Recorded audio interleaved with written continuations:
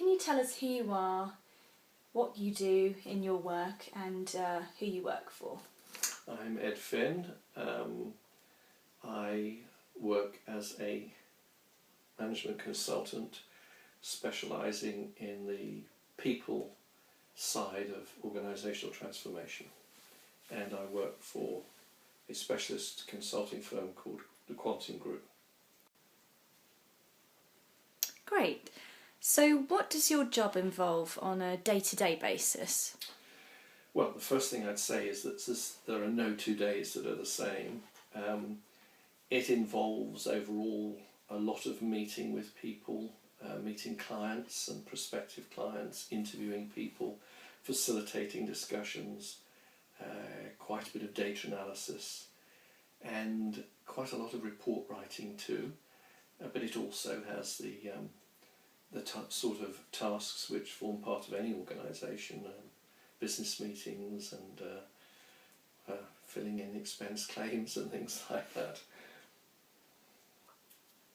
How did you get into management consultancy? Tell us a bit about your background and previous roles which brought you into this role.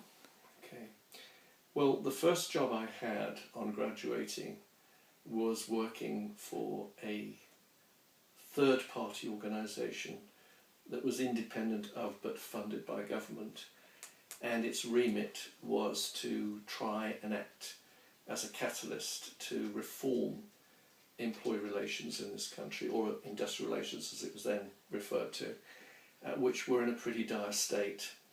And my job, along with other people, was not so much dealing with the problems of a day-to-day dispute, but it was rather trying to understand how we could lay the foundations for more constructive long-term relationships. So I worked in a variety of industries, such as machine tools, turbine manufacture, right through to the laundries and contract cleaning, and looked at other things as well, such as communications across British industry.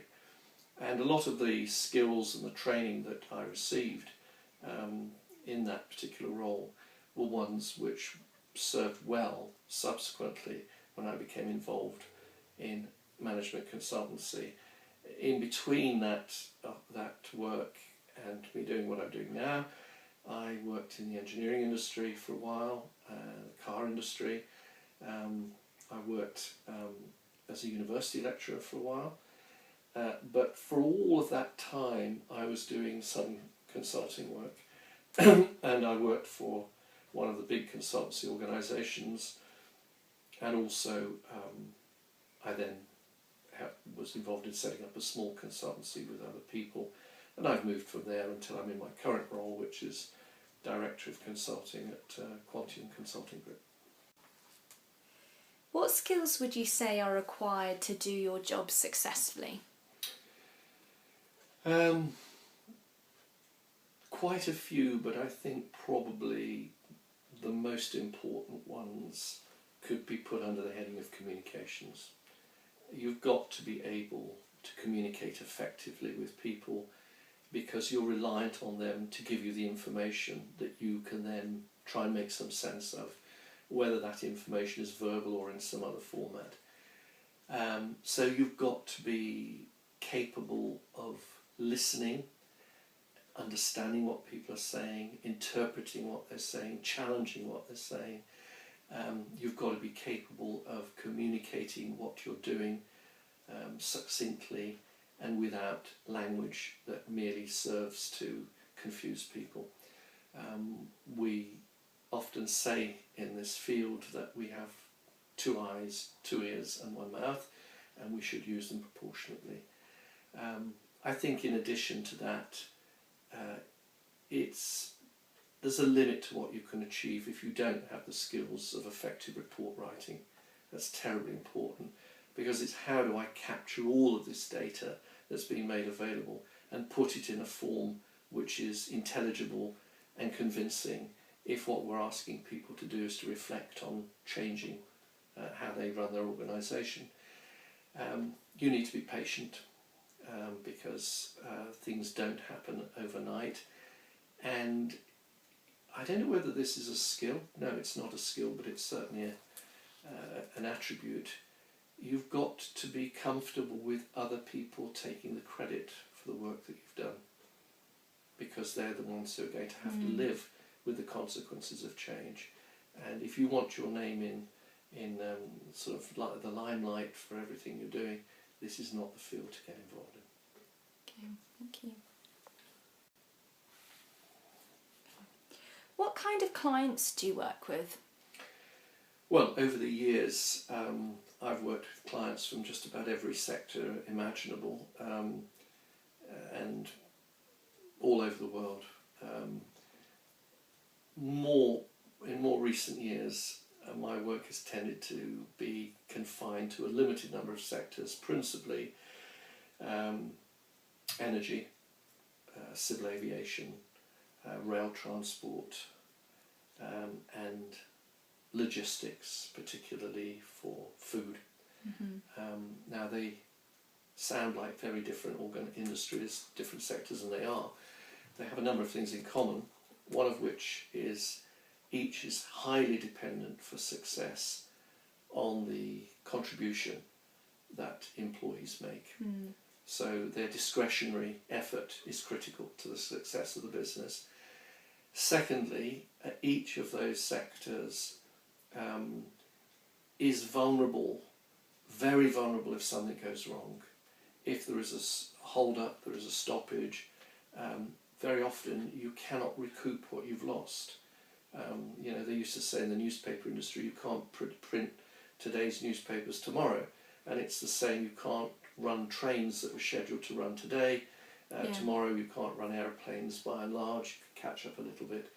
And most of all, it's the threat to losing your customer loyalty, your customer base.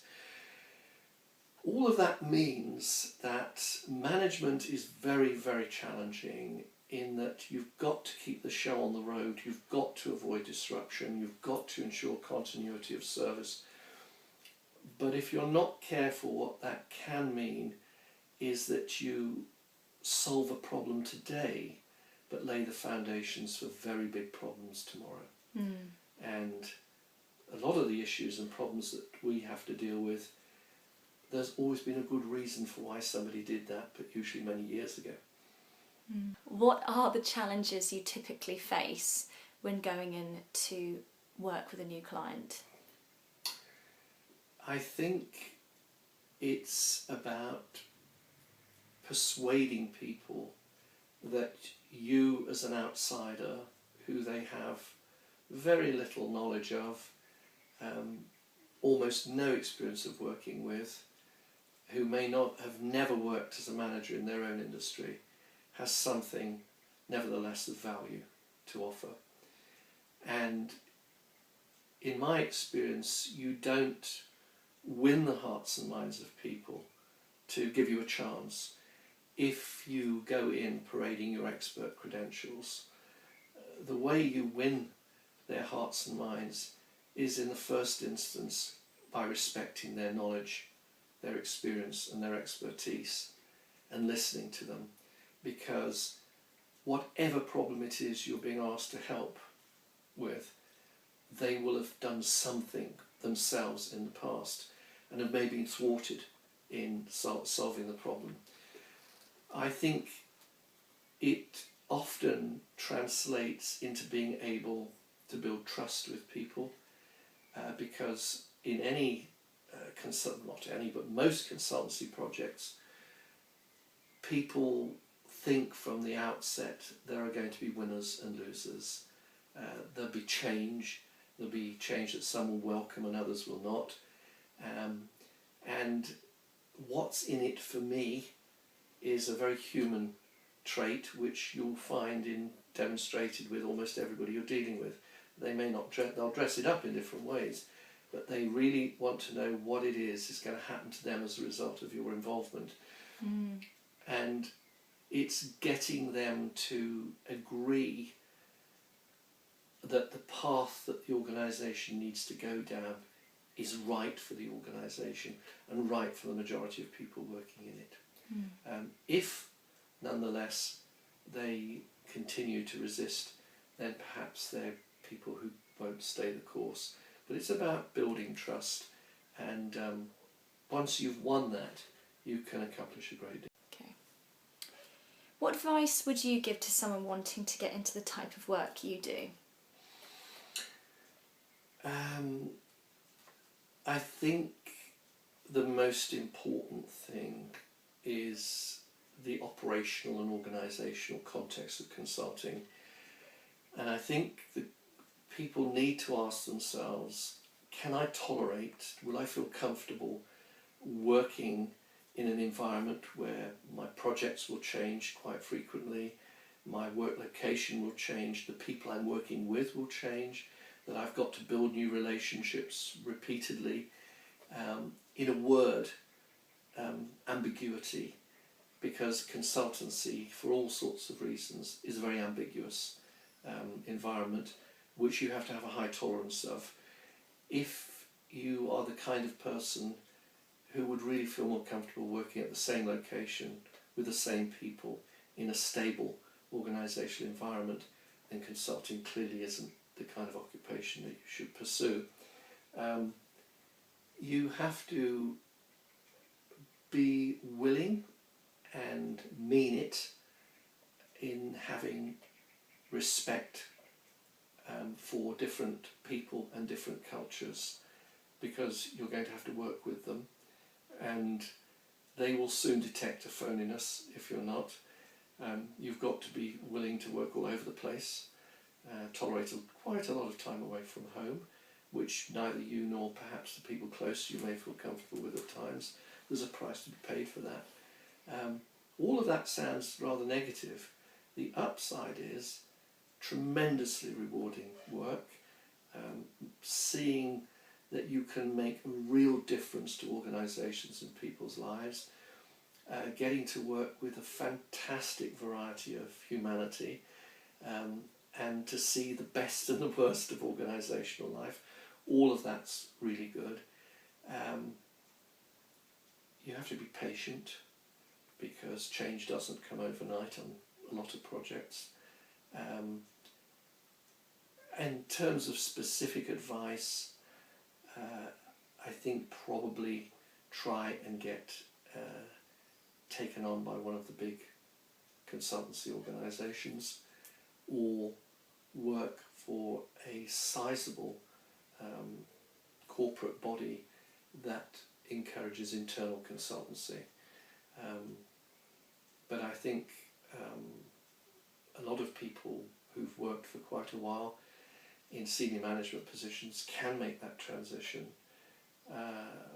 but many can't, and they can't for the reasons of the type of business that I mentioned already. Thank you very much. You're welcome.